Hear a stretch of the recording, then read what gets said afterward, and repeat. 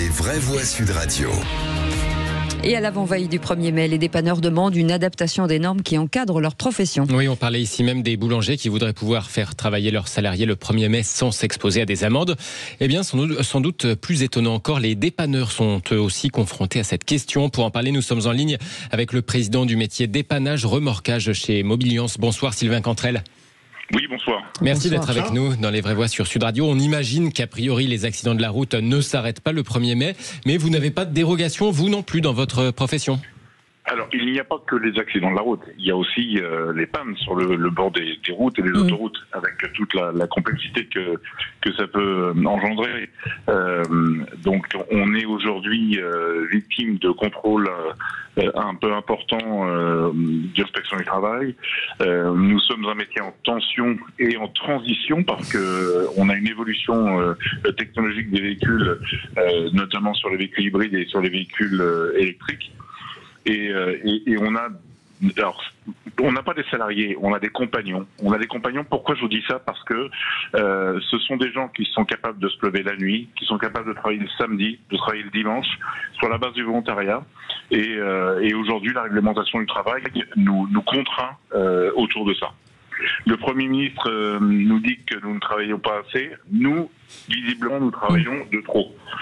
Donc, lorsque nous avons nos compagnons qui font des heures incroyables, on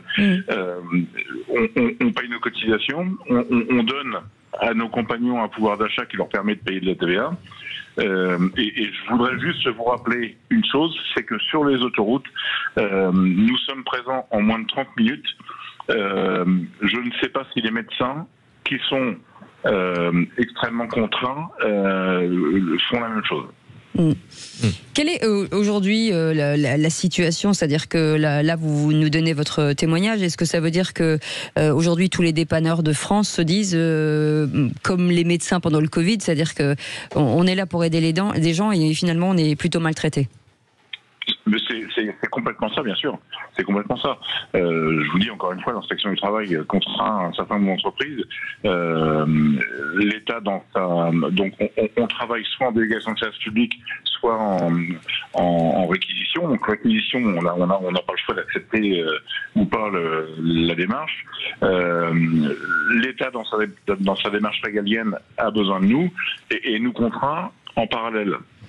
C'est-à-dire que là, vous risquez concrètement une amende si, dans une dépanneuse le 1er mai, il y a un salarié, s'il y a quelqu'un qui n'est pas le patron, quoi.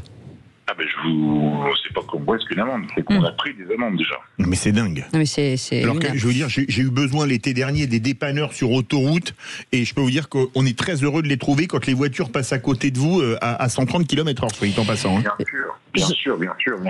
Alors c'est une. Alors vous avez vécu une expérience, mais alors nous on le vit tous les jours parce qu'on descend nos dépanneuses régulièrement sur le bord de l'autoroute et vous vous rendez compte que c'est l'autoroute est un. Alors je vais prendre un terme qui s'appelle un no man's land.